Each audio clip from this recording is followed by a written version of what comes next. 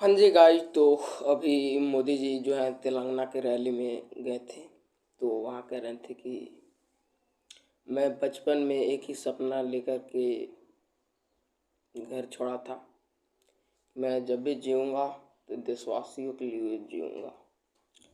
तो मैं उनसे पूछना चाहता हूँ कि भाई, जब आप देशवासियों के लिए जी ही रहे हो तो उन किसानों पर इतना बेरहमी से क्यों भाई वार किया जा रहा है? क्यों किया जा रहा है? विपक्ष को क्यों तोड़ा जा रहा है? विपक्ष को क्यों खत्म किया जा रहा है? और सबको पता होगा कि अगर विपक्ष नहीं रहेगा किसी देश में तो उस देश में लोकतंत्र का कोई मतलब ही नहीं रहे, प्रश्न कोई उठने वाला होगा नहीं। तो सीधी सी बात है कि भाई निरंकुश आ जाएगी।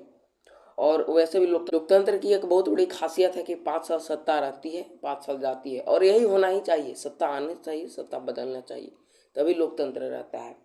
तो आपने कहा कि भाई मैं जब बचपन में था तो ये घर छोड़ा था एक ही सपना लेकर के कि मैं जब भी जीऊँगा तो देशवासियों के लिए जीऊँगा, ठीक है।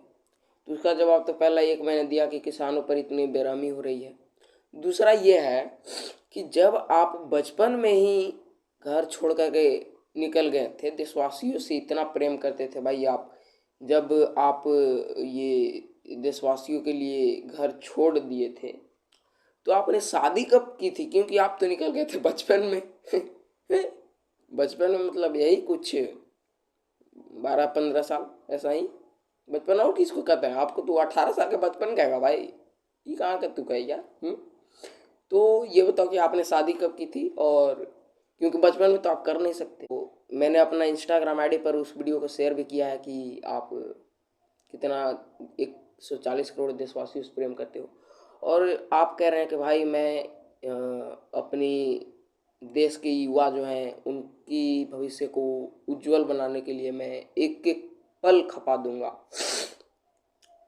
तो वही वीडियो है कि भाई आप जाकर के उस वीडियो को देखो कि भाई ये युवा विरोध कर क्यों रहे हैं, क्यों कर रहे हैं। क्यों आज कोई टीचर का डिग्री लेके एमएससी बीएससी करके टेम्पू चला रहा है, ऑटो चला रहा है, सब्जी बेच रहा है? क्यों? कोई के शौक है का भाई? और रही बात आपकी निजी सपनों की, तो निजी सपना तो आप अगर भले ही कितना कह दे कि मेरा निजी सपना नहीं है, लेकिन वो तो भाई देशवासियों के सामने है कि भाई आप किस तरह से अडानी अंबानी ये सब के पीछे पड़े हुए हैं।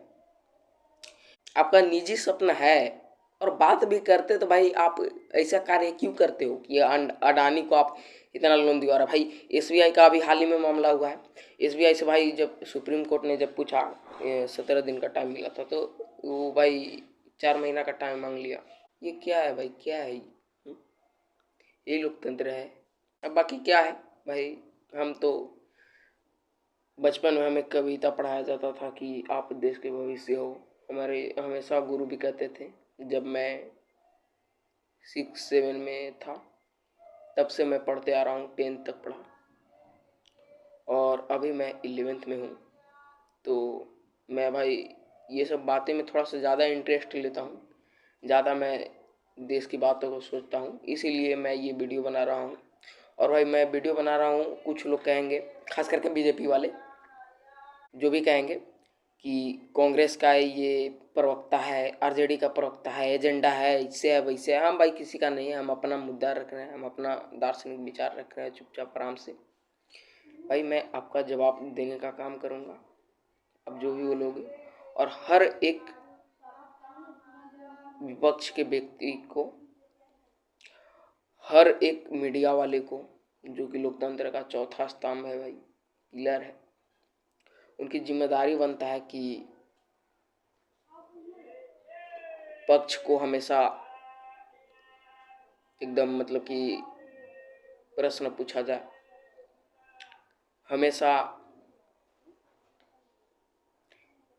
जनता का प्रश्न उनसे पूछा जाए। परंतु ऐसा मीडिया वाला तो हो नहीं रहा है, क्योंकि मीडिया वाला तो भाई सब खरीद लिया गया है। और शायद हमको लगता है कि एसबीआई इसीलिए शायद अति दिन में नाकामयाब है। भाई 1000 करोड़ का चंदा मिला है? तो हो सकता है कि इहो सब पर खर्चा किया गया होगा मीडिया के खरीदने पर। क्या नहीं हो सकता है क्या?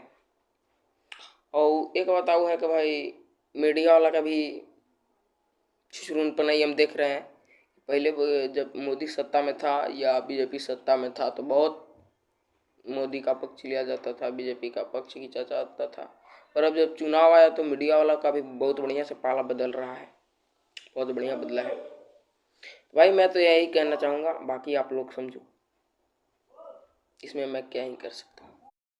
और रही बात परिवारवाद की, तो आप परिवारवाद लालू यादव जी पर हमेशा कहते हैं कि भाई परिवारवाद कर रहे हैं, परिवारवाद कर रहे हैं। मैं आपको कहना चाहूँगा कि आप परिवारवाद इसलिए नहीं कर रहे हैं क्योंकि आपका एक भी बच्चा है ही नहीं। और आप कहते हैं कि देशवासियों के लिए हमारा कण कण एकदम मतलब कि मिला हुआ है, हर पल मिला हुआ है। जो अपनी पत्नी को नहीं संभाल सका वो देश को कैसे संभाल सकता है। और भाई तुम तो वैसे भी बनिया है साला, तुम लोग साला गेहूँ बेचेगा फिर देशों बेच देगा, वो बेचिए दिया, ट्रेन बेच दिया, हर चीज़ बेच दिया, एयरलाइन बेच दिया टाटा को। तो तुम लोग को तो भाई खैर कहना ही नहीं है। और परिवारवाद को परिभाषा लालू यादव पर हमेशा हमला मत बोला किया करो, क्या कि तुम्हारा बच्चा नहीं है तो तू नहीं कर रहा है, ये चीज़ का हमला बोल रहा है। और वो अच्छी तरह से पता है कि अमित शाह का बेटा जैसा कोची की परीक्षा देकर निकाल ले ऐसे, और उसको BCCI का सेक्रेटरी बना दिया है। तो संभल जाओ थोड़ा सा, काम आएगा आगे चल के। धन्यवाद। जय हिंद, जय भारत।